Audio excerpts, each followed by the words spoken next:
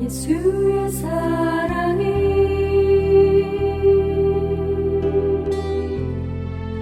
나를 대속하셨네.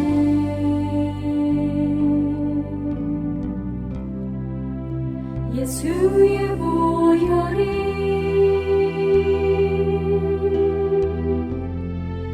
나를 자유케 했네.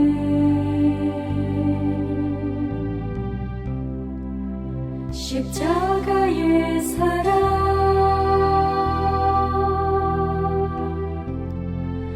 내게 생명 주셨네. 십자가에 달리신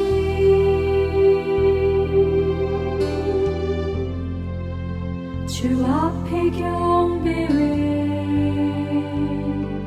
크고 놀라운 사랑에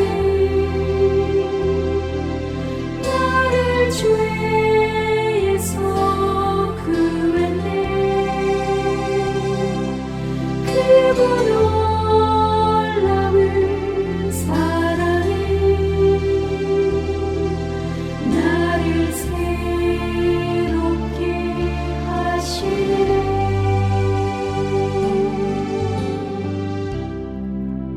예수로 살리라.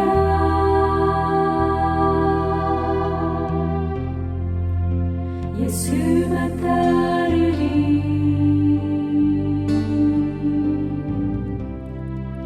예수 내 삶의 중심.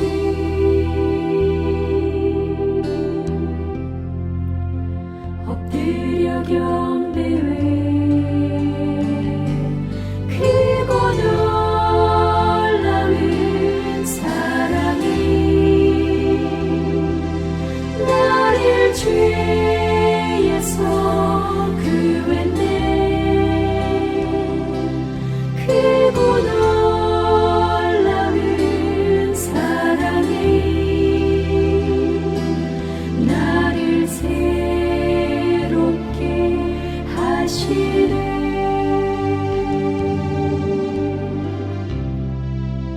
예수로 살리라.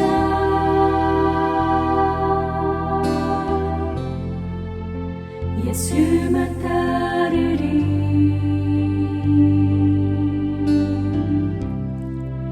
예수 내 삶의 중심.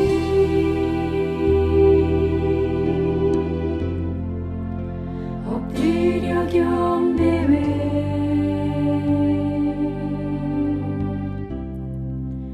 예수로 살리라.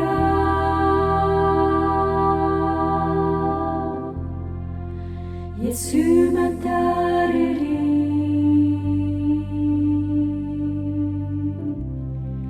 예수 내 삶의 중심.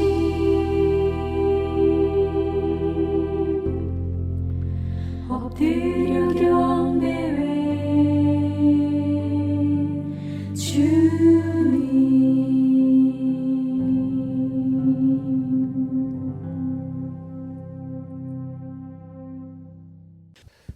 성경에는 초자연적인 많은 역사가 기록되어 있습니다. 구약에도 죽은 자가 살아난다든지, 죽음을 보지 않고 하늘로 올려진다든지, 회오리 바람을 타고 하늘로 올라간다든지, 뭐 이런 기록들, 수많은 이적과 기적이 기록이 돼 있죠. 근데 특별히 사도행전에는 이 땅에 교회가 세워진 이후에 교회에 나타난 그런 죽음에 대한 기록, 그리고 거기에 또 따르는 믿음의 역사에 대한 기록이 나타납니다. 오늘 이 말씀의 제목을 이렇게 정했어요. 누구나 죽는다. 그러나 영혼은 불멸한다. 그러면 우리는 어떻게 살아야 하나? 라고 하는 제목입니다. 또 우리 최태성 장로님을 기억하며 라고 하는 소 제목도 붙였습니다. 사진을 하나 붙여놨어요. 최태성 장로님의 장례의 과정이 보여지는 그런 사진입니다. 많은 사람이 슬픔과 아주 고통스러운 그런 떠나보냄의 시간을 보내는 그런 장소예요. 장례식장입니다. 근데 이 사진에서 한 가지 특별한 부분을 발견할 수 있어요. 그건 뭐냐면 죽음 앞에 얼굴이 밝다는 겁니다. 슬픔이 있지만 얼굴에 기쁨이 있다는 거예요. 자, 왜 그럴까? 오늘 이 성도의 죽음에 대한 부분을 한번 생각해 보려고 합니다. 기독교 3대 고백서 중에 하나인 하이델베르그 교리문답의 첫 번째 질문은 중요한 질문으로 시작을 하게 되죠. 이런 질문이에요. 생사간에 당신의 유일한 위로는 무엇입니까? 아픔과 이별과 사별, 어려운 시간을 보낼 때 내 인생의 참 위로는 무엇인가? What is your only comfort in life and death? 라고 했죠. 참된 위로는 무엇인가? 선배들은 이렇게 대답했어요. 생사간의 나의 유일한 위로는 내가 영혼과 육체가 아울러 나의 것이 아니라 나의 신실한 구주 예수 그리스도의 것이라는 사실입니다. 그는 자기의 보배로운 피로 나의 모든 죄를 위하여 충분히 대속하셨으며 나를 사탄의 모든 권세로부터 구속해 주셨으며 보호하십니다. 하늘에 계신 나의 아버지의 뜻이 아니고는 내 머리에서 머리카락 하나라도 떨어지지 않도록 하시며 모든 것이 내게 복이 되도록 하십니다. 그 때문에 그는 나에게 그의 성령을 통하여 영생을 보증하시며 그를 향하여 자원하는 마음과 준비된 마음으로 살도록 하십니다. 여러분, 어떻게 위로를 받습니까? 우리가 살아있던 혹은 죽었던 우리의 참 위로는 내가 내 것이 아니라 내가 예수님의 것이다 라는 데 있습니다. 저 여러분은 또 여러분의 모든 가족과 공동체와 모든 그 관계들은 결국 예수님께 속해 있어야 합니다. 그렇다면 거기에 참 위로가 있다는 거예요. 이별과 슬픔 속에서도 감사와 기쁨이 있다. 시편 73편 25절에는 이렇게 말하죠. 하늘에서는 주 외에 누가 내게 있으리요 땅에서는 주밖에 내가 사모할 이 없나이다. 내 육체와 마음은 쇠약하나 하나님은 내 마음의 반석이시오 영원한 분깃이시라. 하늘과 땅에서 오직 내가 사모하고 의지할 뿐 내 영원한 분깃은 주님밖에 없습니다. 우리는 이걸 날마다 배우는 거예요. 우리는 삶에서 배우고 죽음에서 배우는 겁니다. 주님이 나의 근본이 되시는구나. 주님이 나의 전부가 되시는구나. 주님밖에 없구나. 그런데 우리가 언제 이것을 더 깊이 느낍니까? 죽음 앞에 섰을 때, 가장 가까운 사람의 죽음 앞에 섰을 때, 그리고 여러분 각자가 죽음 앞에 섰을 때, 그때 이 고백이 여러분의 귀에 들릴 거예요. 뜻하지 않은 상실을 경험할 때, 절실해질 때, 시편의 기자처럼 육체가 쇠약하고 마음이 무너지고 할 때 내가 영원히 아무 일 없이 살 것 같지만 그러나 그렇지 않구나라는 것을 깨달았을 때, 문제가 없을 때는 몰랐어요. 그러나 이제 죽음 앞에 서 있다는 것을 깨달았을 때 이런 고백을 하게 됩니다. 전도서를 보면 이렇게 말하죠. 6장 12절 헛된 생명의 모든 날을 그림자같이 보내는 일평생에 사람에게 무엇이 낙인지를 누가 알며 그 후에 해 아래에서 무슨 일이 있을 것을 누가 능히 그에게 고하리요. 9장 12절. 분명히 사람은 자기의 시기도 알지 못하나니 물고기들이 재난의 그물에 걸리고 새들이 올무에 걸림같이 인생들도 재앙의 날이 그들에게 호련히 임하면 거기에 걸리느니라. 마치 삶은 그림자와 같습니다. 이렇게 얘기하죠. 인생의 순간이 그냥 지나갑니다. 근데 자기의 시기를 몰라요. 내가 언제 부름을 받을지, 어떻게 될지, 어떤 일이 일어날지 이걸 몰라요. 10초 후에 일어날 일을 우리는 모릅니다. 일본에 지진이 엄청나게 심하게 났을 때 기자가 찾아갔더니 이런 일이 일어난 적이 없다는 거예요. LA에 엄청난 산불이 일어나고 집들이 타들어가는데 사람들에게 물었더니 이런 일이 일어날지 몰랐더라는 거예요. 가장 부촌 아름다운 해변에 집들이 다 탔습니다. 자기 앞을 모르는 인생. 호련히 그날이 온다는 거예요. 오늘 본문에도 뜻하지 않은 일이 일어났어요. 36절에 보니까 욥바의 다비다라는 여제자가 있으니 그 이름을 번역하면 돌아가라. 선행과 구제하는 일이 심히 많더니 그때 병들어 죽으며 시체를 씻어 다락에 뉘었다고 했습니다. 저는 도르가라고 하는 이 여인에 대한 기록, 초대교회의 기록을 보면서 우리 최태성 장로님을 생각하지 않을 수 없었어요. 왜요? 도르가는 예수님의 참 제자였고 특별히 도르가는 선행과 구제하는 일이 심히 많았어요. 우리 최 장로님에 대한 그 삶에 대한 이야기를 들었을 때 많은 분들이 동일하게 하는 말이 있었어요. 그는 많은 선행을 베푼 분입니다. 많은 사람이 그에게 은혜를 받았습니다. 그는 교회를 위해 수고했고 교회 벽돌을 쌓았고 사람들이 싫어하는 일, 사람들이 외면하는 그 장소에서 그는 주를 섬겼습니다.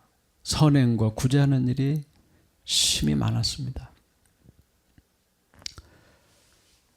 도르가의 죽음 앞에 성도들은 슬픔에 빠졌죠. 그는 귀한 성도였고 그는 예수님의 제자였습니다. 그는 병들어 죽었습니다. 우리는 이 본문에서 몇 가지 중요한 내용을 깨달을 수 있습니다. 첫 번째, 인간은 죽는다는 겁니다. 인간은 반드시 죽는다는 겁니다. 영원히 살기 원하는 인생, 그러나 인생은 반드시 그 끝이 있다는 겁니다. 심지어 예수님의 제자로 정말 많은 선행을 하고 구제가 많았던 성도도 결국은 죽는다. 전도서 6장 6절에 그가 비록 1000년의 갑절을 산다 할지라도 행복을 보지 못하면 마침내 다 한 곳으로 돌아가는 것뿐이 아니냐. 누구나 다 한 곳으로 돌아가요. 100년을 살던 10년을 살던 50년을 살던 누구에게나 뭡니까? 동일하게 찾아오는 게 있어요. 죽음입니다. 죽으면 영혼은 하나님 앞에 하나님의 심판대 앞에 돌아가고 몸은 어떻게 됩니까?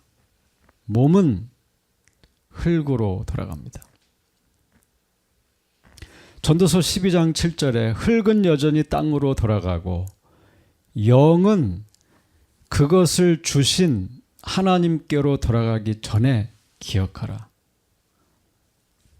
누구도 이것을 피할 수 없다. 불신자뿐만 아니라 무신론자 누구든지 성도도 결국 이 죽음을 피할 수 없다는 거예요. 누구나 다 주님 앞에 간다는 겁니다. 하나님이 없다고 외치던 자들도 하나님 앞에 서야 합니다. 인간은 죽음을 피할 수 없어요. 태어나면서부터 그 1초, 2초, 1시간이 지나가는 순간에 그는 죽음을 향해 달려가는 거예요. 어떤 불로장생 약이나 의술로도 죽음에서 벗어날 수 없어요. 인간은 죽음의 종이 되었다라고 성경은 말하는 거예요. 창세기 3장 22절 이하에 여호와 하나님이 이르시되 보라 이 사람이 선악을 아는 일에 우리 중 하나같이 되었으니 그가 그의 손을 들어 생명나무 열매도 따먹고 영생할까 하노라 하시고 여호와 하나님이 에덴 동산에서 그를 내보내 그의 근원이 된 땅을 갈게 하시니라. 이같이 하나님이 그 사람을 쫓아내시고 에덴 동산 동쪽의 그룹들과 두루도는 불칼을 두어 생명나무의 길을 지키게 하시니라. 여러분, 왜 인간이 죽게 되었습니까? 선악과를 따먹고 불순종해서 쫓겨났어요. 영생하는 생명나무를 먹던 자가 영생하는 생명나무를 먹지 못하고 쫓겨났어요. 이것이 인간의 실존이라는 것이죠. 날 때부터 죽음의 공포가 그를 쫓아다녀요. 그때 병들어 죽음에 그랬어요. 그때 병들어 죽음에.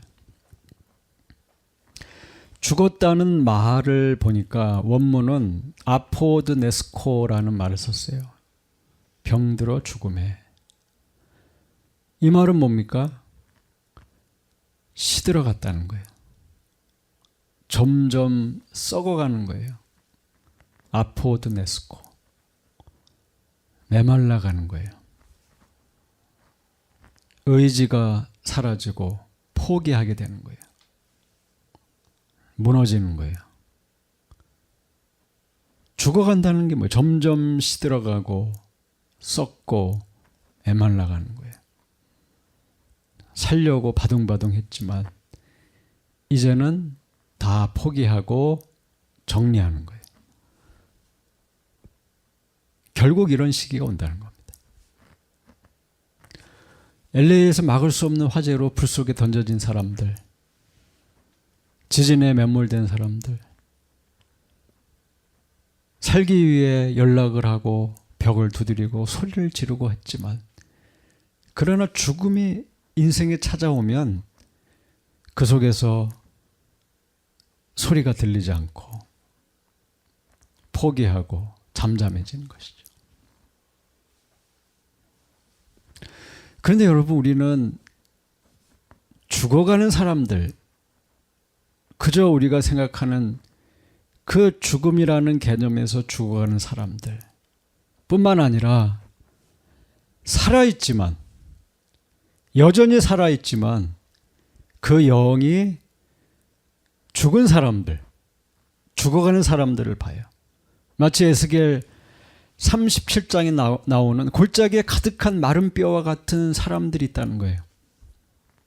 살아있지만 생기가 없고 희망이 없고 그저 끌려가는 사람, 죽음에 끌려가는 인생들, 날마다 죽음을 두려워하면서 죽음의 종이 되면서 끌려가는 사람들.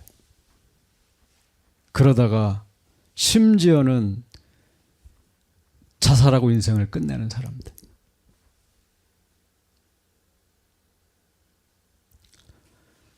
사단은 우리를 속여요.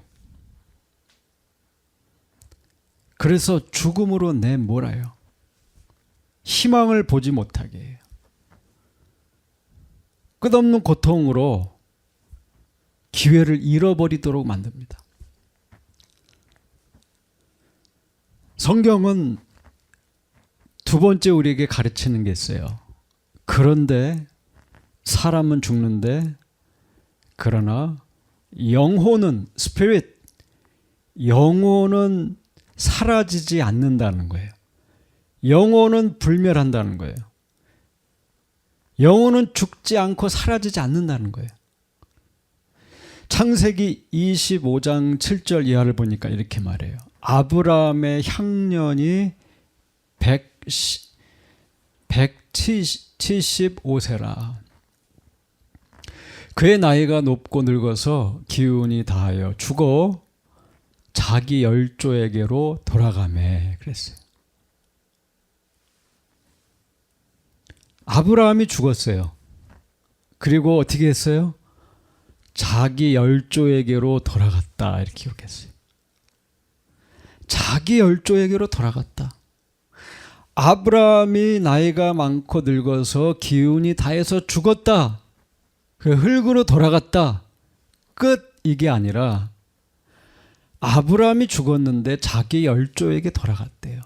이 말은 뭐예요? 죽어서 끝나지 않았다.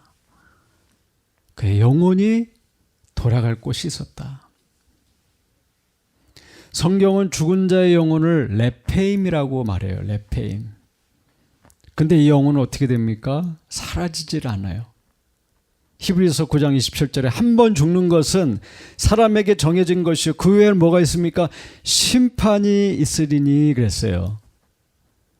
죽었는데 끝이 아니라 심판이 있다는 거예요. 그의 그 영혼은 사라지지 않고 하나님의 심판대 앞으로 간다는 거예요.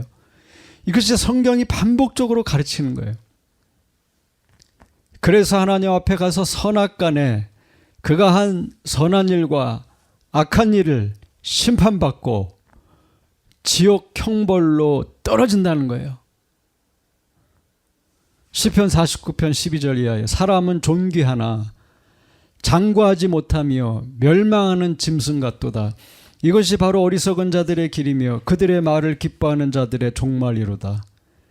그들은 양같이 수월에 두기로 작정되었으니 사망이 그들의 목자일 것이라. 정직한 자들이 아침에 그들을 다스리니 그들의 아름다움은 소멸하고 수월이 그들의 거처가 되리라. 수월은 어디예요? 수월은 지옥을 말하는 거예요. 지옥. 무덤을 말하는 거예요. 여러분 인생의 라이프 그 끝에 우리를 기다리는 것이 뭐예요? 그게 지옥이라는 거예요. 성경을 보니까. 죄인을 기다리고 욕심이 낳고 죄를 낳고 죄가 사망을 낳아서 기다리는 게 뭐예요? 지옥이 사람을 기다린다는 거예요. 죄인을 기다린다는 거예요. 그러므로 인생에게는 힘겹고 고통스러운 그 삶보다 더 두려운 뭐가 기다리고 있어요? 죽음 이후에 지옥이 기다리고 있다는 거예요. 이게 성경이 말하고 있는 거예요. 세 번째, 그러므로 우리가 오늘 결정해야 될 것이 있어요. 예수 그리스도를 믿고 예수 그리스도를 나의 위로로 삼아야 한다는 거예요. 예수 그리스도를 믿는 자에게는 멸망치 않고 영생이 그에게 주어진다. 영생이 주어진다. 여러분 모든 사람들은 예수 그리스도를 믿어야 한다는 거예요. 생사간의 자기의 진정한 안식과 위로를 예수님께 belong to Jesus Christ. 내가 주님 안에 있는 것이 위로가 되고 소망이 되고 그것이 우리의 어떤 인생의 목표가 될 수 있어야 한다는 겁니다. 요한복음 5장 24절 이렇게 말해요. 내가 진실로 진실로 너희에게 이르노니 내 말을 듣고 또 나 보내신 이를 믿는 자는 영생을 얻었고 심판에 이르지 아니하나니 사망에서 생명으로 옮겼느니라. 영생을 얻었고 심판에 이르지 아니하나니 사망에서 생명으로 옮겼느니라. 만약 오늘 여러분께서 이 다비다처럼 예수 그리스도의 진정한 제자라면, 진실한 그리스도인이라면 죽음이 죽음에서 끝나지 않는다는 거예요. 결코 죽음에서 끝나지 않고 영원한 생명을 얻는 영생이 있다는 거예요. 지옥 심판이 지나가고 사망에서 생명으로 옮겨지는, 죽음에서 생명으로 옮겨지는 이 역사가 있다는 것을 믿으라는 겁니다. 우리가 기억해야 할 것은 진실한 그리스도인이라는 거예요. 여기에 포인트가 있어요. 진실로 진실로 너희에게 이르노니 내 말을 듣고 나 보내신 이를 믿는 자는, 그래서 믿는 자는 영생을 얻는다. 오늘 우리가 읽은 다비다는, 도르가는 어떤 믿음을 갖고 있는 사람이었어요? 선행과 구제하는 일이 많았다. 이렇게 해서 선행과 구제하는 일이 많았다. 성도들이 그의 죽음 앞에 슬픔을 감추지 못하고 와서 계속 우는 거예요. 그가 만들어준, 그가 도와준 물건들을 다 들고 와서 이거 도르가가 나한테 준 거라고, 도르가가 날 이걸 도와줬다고 하면서 베드로 앞에 찾아옵니다. 여러분, 예수 그리스도를 믿는다는 게 뭐냐 이거예요. 내가 예수 그리스도를 믿는다. 그리스도인은 도대체 누구인가? 그래요. 죽음이 있고, 그러나 죽는다고 영원히 끝나는 것이 아니요, 지옥이 있는데 예수 그리스도를 믿어야 한다는 걸 알았어요. 예수님의 제자가 되어야 된다는 걸 알았어요. 그럼 나는 어떻게 살아야 되냐 이거예요. 도르가가 우리에게 보여주는 게 뭐예요? 우리 최태성 장로님이 우리에게 보여준 삶의 진실이 뭐예요? 그리스도인이 누구냐 이거예요. 입술의 고백이 아니라, 말로만 그리스도인이라 하지 말고 삶의 열매가 있어야 된다는 거예요. 삶의 열매가 있어야 된다. 내 인생만 챙기지 말고. 야고보서 2장 14절 이하는 이렇게 말해요. 내 형제들아, 만일 사람이 믿음이 있노라 하고 행함이 없으면 무슨 유익이 있으리요? 그 믿음이 능히 자기를 구원하겠느냐? 만일 형제나 자매가 헐벗고 일용할 양식이 없는데 너희 중에 누구든지 그에게 이르되 평안히 가라, 덥게 하라, 배부르게 하라 하며 그 몸에 쓸 것을 주지 아니하면 무슨 유익이 있으리요? 이와 같이 행함이 없는 믿음은 그 자체가 죽은 것이라. 죽은 믿음으로는 구원받지 못합니다. 구원의 문은 좁은 문이에요. 참된 성도는 반드시 삶의 열매가 나타난다는 거예요. 열매로 안다, 열매로.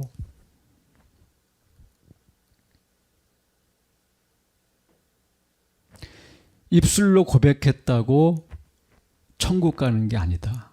뭐예요? 진실한 고백이 있어야 된다. 삶의 고백이 있어야 된다. 거듭남이 있어야 된다. 예수님의 제자로 살아야 한다는 겁니다.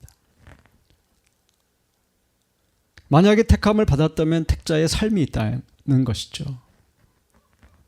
성도의 견인, 인내가 있다는 거예요.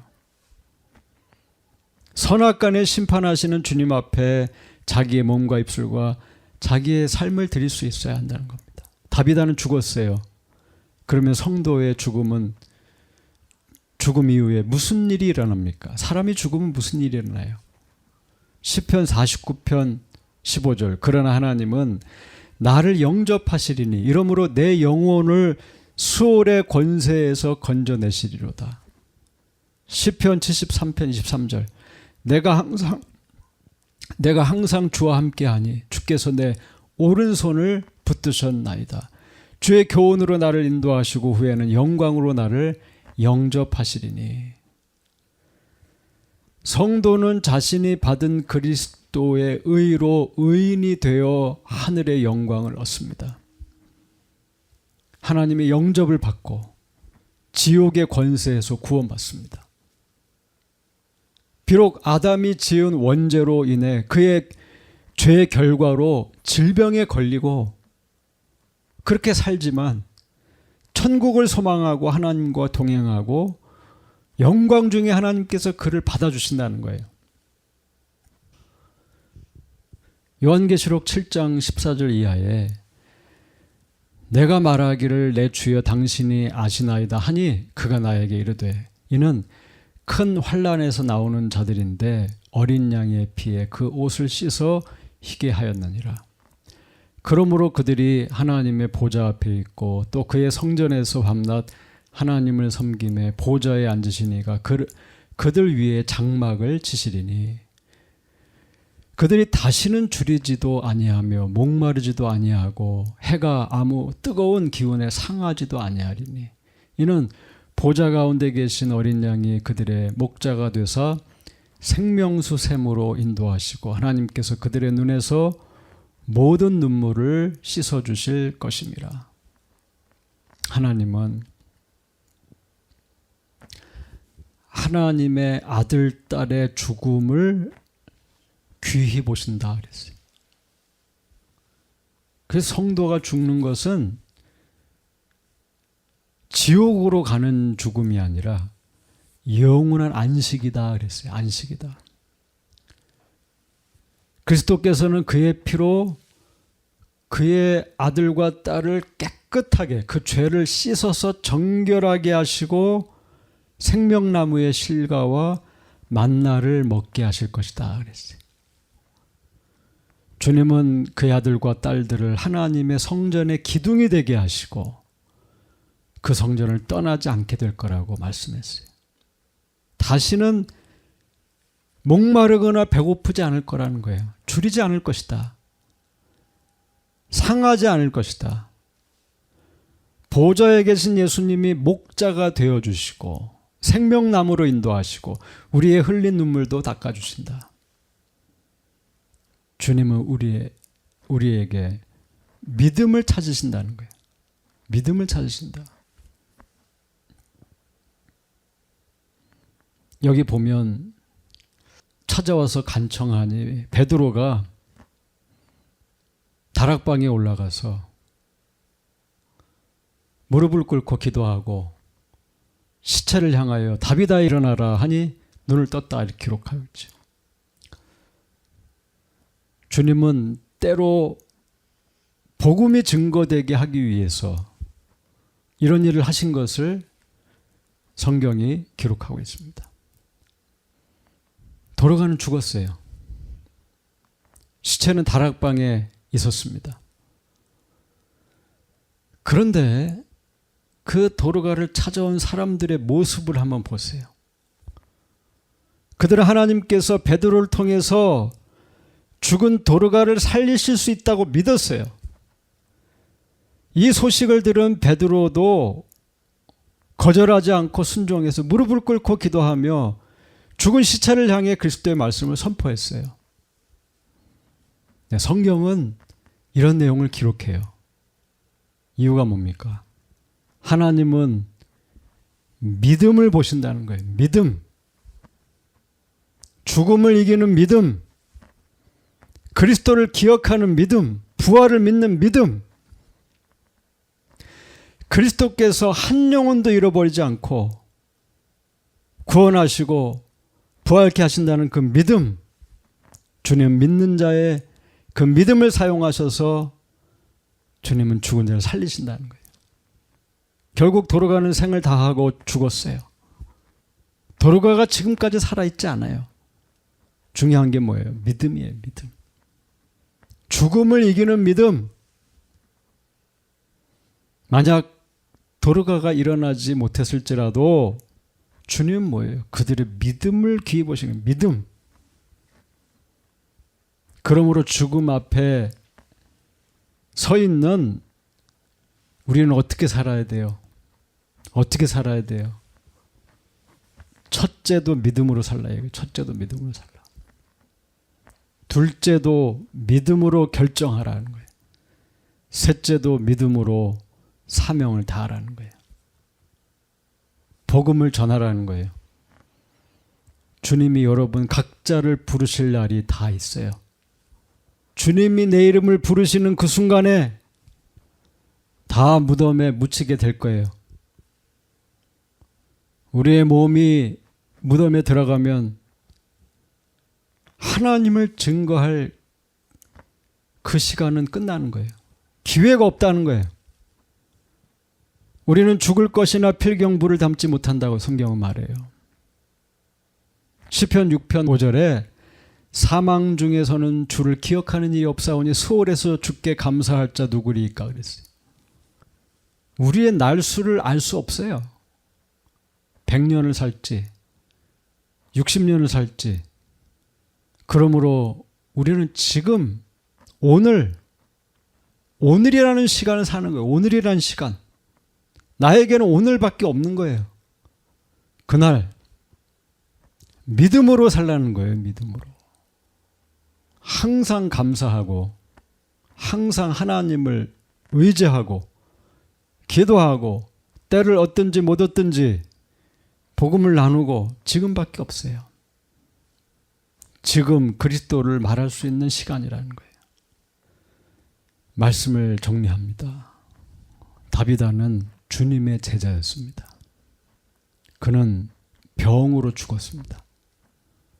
그러나 믿음의 사람들이 믿음의 사람 베드로를 불렀습니다.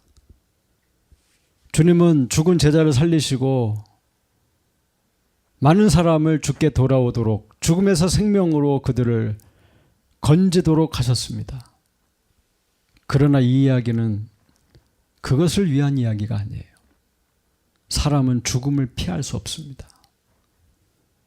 그러나 주께서 나의 주인이심을 믿고 아는 자들은 참 위로를 받을 거예요. 사나 죽으나 주의 것으로 안식을 누릴 거예요. 영원한 안식의 날이 있다는 거예요. 아직 이 땅에 살고 있는 성도들은 지금이라고 하는 이 시간에 믿음으로 살라는 거예요. 자신에게 주신 사명을 끝까지 감당하고 선행을 행하고 구제하기를 힘쓰고 지금이라고 하는 이 시간에 믿음으로 하나님을 기쁘시게 해드리고 사망 권세에 붙들린 자들에게 생명의 복음을 전할 수 있는 저와 여러분이 될 수 있기를 그리스도의 이름으로 축원합니다.